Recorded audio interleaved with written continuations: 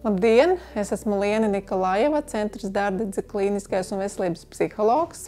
Šis ir īsais video kurs pedagogiem ņirgāšanās izplatības mazināšana izglītības iestādēs, kas sagatavot sadarbībā ar Veselības ministriju un Eiropas sociālā fonda atbalstu.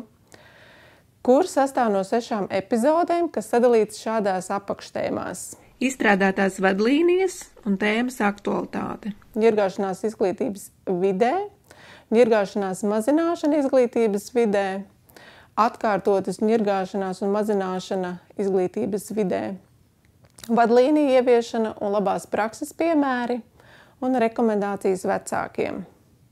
Šajā epizodē runāsim par ņirgāšanās mazināšanu izglītības vidē.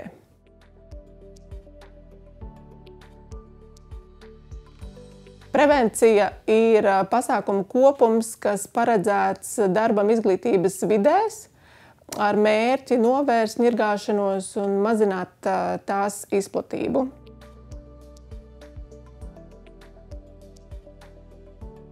Ņirgāšanās skar lielu daļu izglītojumos, tāpēc ir svarīgi sākotnēji preventīvi to novērst. Tas ir būtiski ne tikai no ētikas viedokļa, bet arī efektīvāk un izdevīgāk nekā esošās ņirgāšanās mazināšana un ilgstošu seku mazināšana. Vadlīnijās sniegti praktiski ieteikumi ņirgāšanās prevencijas plāna ieviešanai un adaptācija attiecīgai izglītības iestādē. Vadlīnijās visi rīcības mehānismi balstās uz piemērota risinājuma meklēšanu, nevis uz vainīgā sodīšanu. Vadlīnijās sniegtie praktiskie ieteikumi ņirgāšanās prevencijas plāna ieviešanai un adaptācija attiecīgai izglītības iestādē ir saskaņā ar daudz līmeņu atbalsta sistēmu, ko ieteicams izmantot ņirgāšanās prevencijas stratēģijas ieviešanai izglītības iestādē. Tajā tiek izdalīti 3 līmeņi.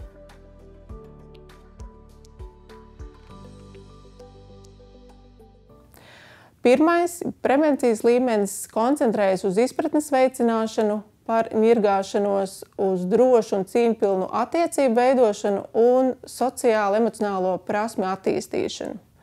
Otrais, jeb sekundārās prevencijas līmenis piedāvā risinājumu darbā ar paaugstināta riska izglītojumiem. Savukārt trešais, terciārās prevencijas līmenis piedāvā risinājumus un ieteikumus gadījumos, kad ņirgāšanās ir notikusi.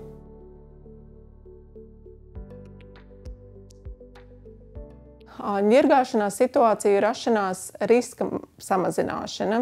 Tas ietver pasākumus un aktivitātus drošu un cieņpilnu attiecību veidošanā un attīstīšanā. Prevencijā jāiesaista gan izglītojamie, gan viņu ģimene un pedagogi, jo ģimenei ir ļoti būtiska loma arī ņirgāšanās mazināšanā. Izglītojošu pasākumus īstenošana pedagogiem. Piemēram, organizēt diskusijas, sarunas, supervīzijas par drošu, cieņpilnu attiecību veidošanu. Sadarbības veidošana ar vecākiem, kā jau es minēju, ģimenes iesaiste ņirgāšanās mazināšanā ir ļoti būtiska. Sociālo-emocionālo prasmi attīstīšana ir pierādīts, ka bērni, kuriem ir labāk attīstītas sociālo-emocionālās prasmes, veidos drošākas un cieņpilnākas attiecības un līdz ar to samazinās ņirgāšanās veidošanās risks. Konfliktu risināšanas prasmi attīstīšana. Ir zināms, ka ņirgāšanās notiek tur, kur ir negatīvas attiecības un pietrūkst prasmju, kā nevardarbīgā, neagresīvā veidā risināt konfliktus. Apmācības, aktivitātes un uzdevumi izglītojumiem, piemēram, Veselības ministrija kopā ar ekspertiem izveidojas kampaņu Iesties acīt ņirgāšanās nav smieklīgi. Šīs kampaņas ietvaros ir izveidota mācību filmu pusaudžiem par ņirgāšanās mazināšanu skolās. Kā piemēru var minēt Valsts bērnu tiesību aizsardzības inspekcijas spēli Ik viens ir svarīgs, kas atrodama mājaslapā uzvedība.lv. Izglītības iestādes iekšējie kārtības noteikumu papildināšana ir vēl viens pasākums, ko var veikt pie primārās prevencijas līmeņa. Un šos noteikumus var papildināt ar punktiem, kas attiecas tieši uz ņirgāšanos, piemēram, kā šeit tā nejoko, arī par to, kad pret visiem skolā izturās vienlīdzīgi, vai kad noteikumi attiec uz visiem skolā esošajiem. Izglītojumu iepazīstināšana ar ņirgāšanās prevencijas komandu.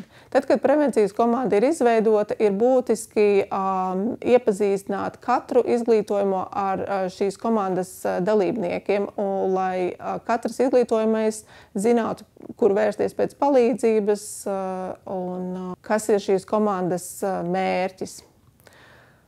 Kopīgu pozitīvas uzvedības principu noteikumu izveide.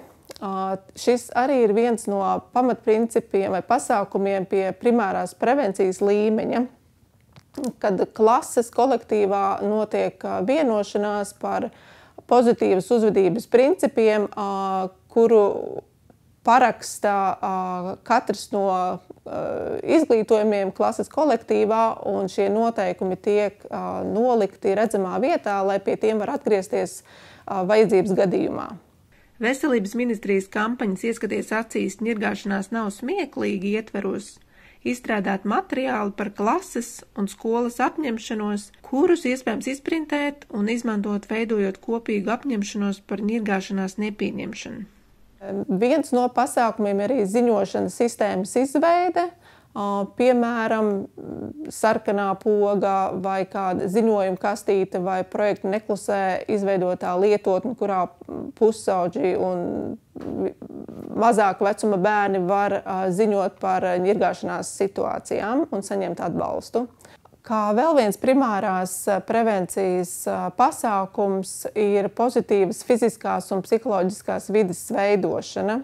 Pie fiziskās vides veidošanas būs jautājumi attiecībā uz telpām, vai bērni izglītojumie ārpus stundām jūtas pietiekami droši dažādās izglītības iestādes vietās, vai bērniem izglītojumiem ir pieejama atpūtas telpa brīviem brīžiem, vai nepieciešams kādās vietās ievietot kameras vai varbūt kādu dežurantu. Attiecībā uz psiholoģiskās vides veidošanu kā piemērs varētu būt klasē organizēt dažādas aktivitātes, kas veicina pozitīvu emociju gūšanu, tādējādi veicinot to, ka šīs attiecības klases kolektīvā ir pēc iespējas drošākas un pozitīvākas.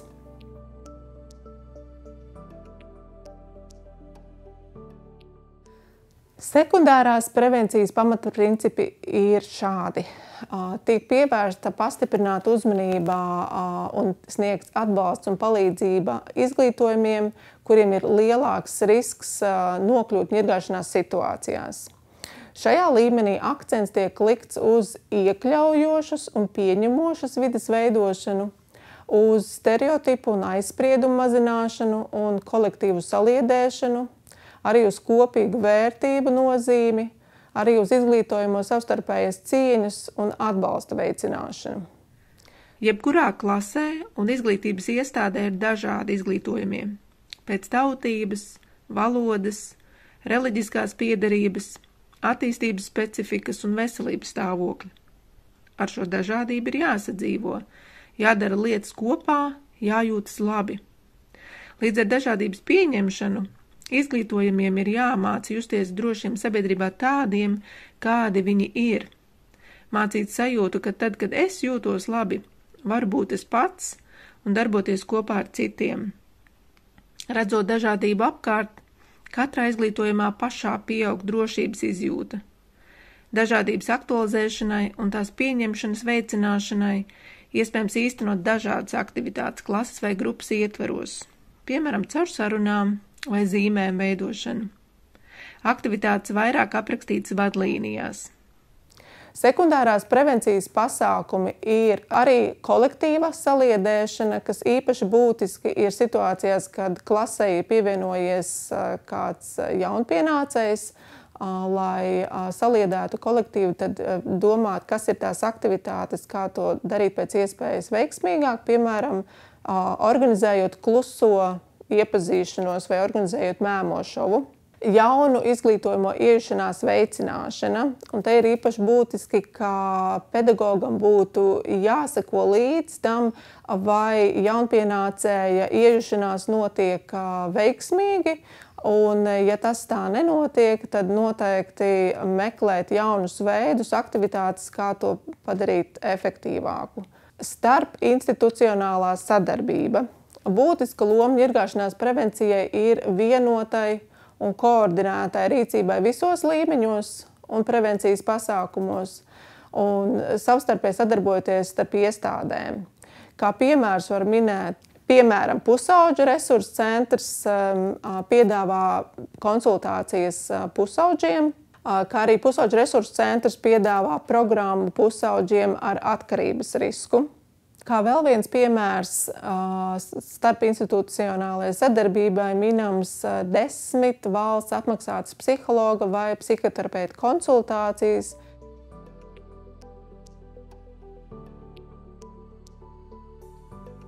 Paldies par uzmanību un tiekamies nākamajās video epizodēs!